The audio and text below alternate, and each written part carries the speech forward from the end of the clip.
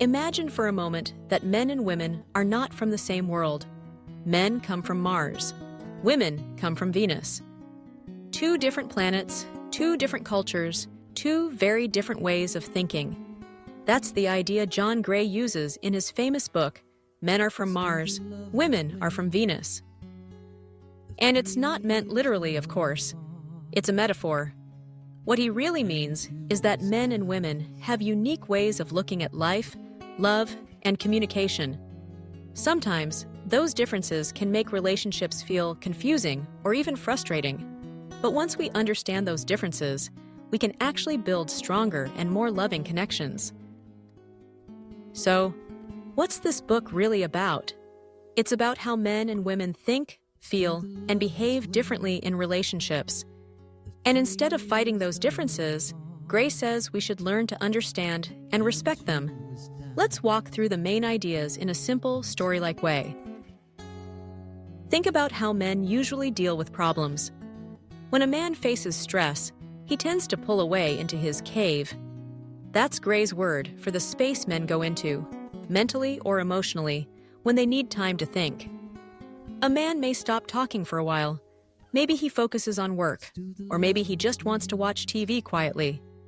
He does this not because he doesn't care about his partner, but because solving problems alone helps him recharge. Now, women, on the other hand, deal with stress very differently. When a woman feels upset or burdened, she usually wants to talk.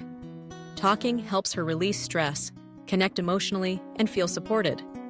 So when she tries to share her feelings with her partner, she's not necessarily asking for solutions. She wants understanding. She wants him to listen and care. See the difference? Men retreat, women reach out. And here's where conflict often begins. The man pulls away to solve problems silently, but the woman thinks he is ignoring her. The woman talks to release her stress, but the man thinks she's complaining or expecting him to fix everything.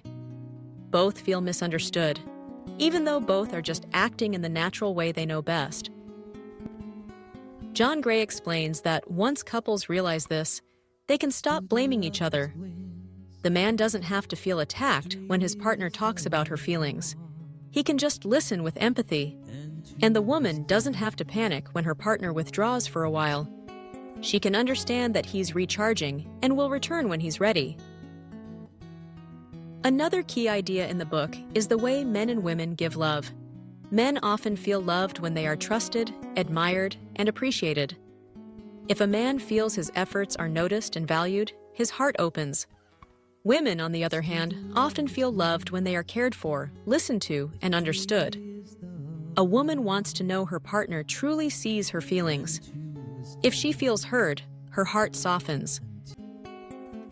Gray also talks about how men and women motivate each other differently. A man's deepest drive in a relationship is to feel needed. He wants to be his partner's hero, the one who can help and protect. If he feels unwanted or unnecessary, he may lose energy in the relationship. A woman's deepest drive is to feel cherished. She wants to feel that her partner values her and puts effort into making her feel special. When she feels ignored, her love tank runs dry.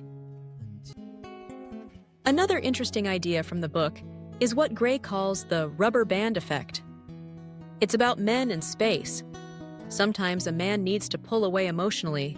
This can make a woman worry, thinking the relationship is falling apart, but usually, after some time, the man's emotional rubber band snaps back, and he returns with renewed love and attention. Gray says this is natural, and women should not panic when it happens. The key is patience and trust.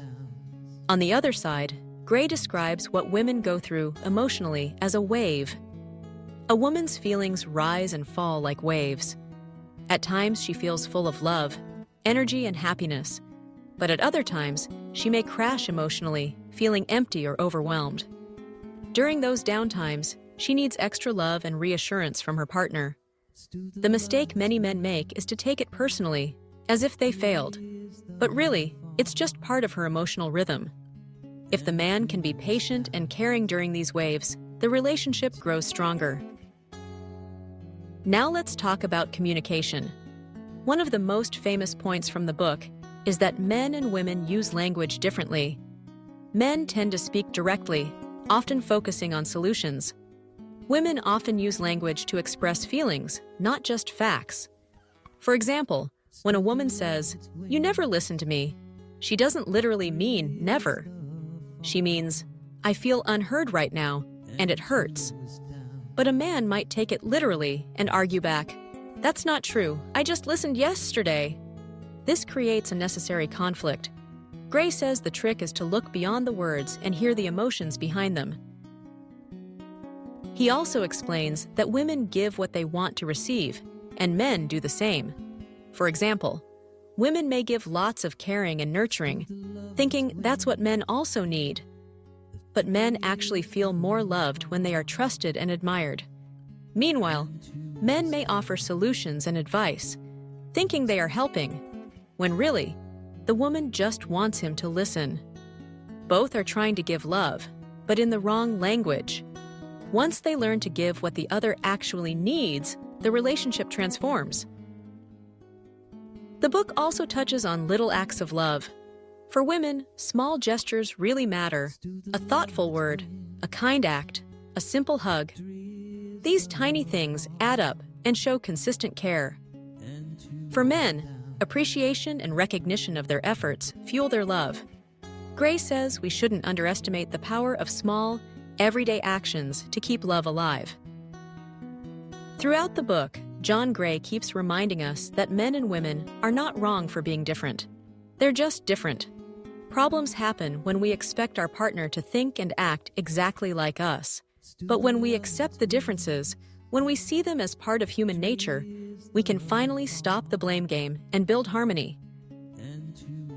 In the end, men are from Mars, women are from Venus, is not really about planets at all.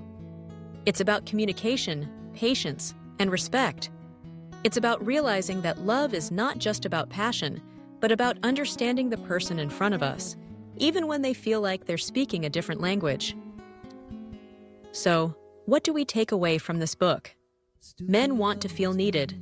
Women want to feel cherished. Men recharge by pulling back into their cave. Women recharge by talking and connecting. Men express love by doing and solving. Women express love by sharing and listening.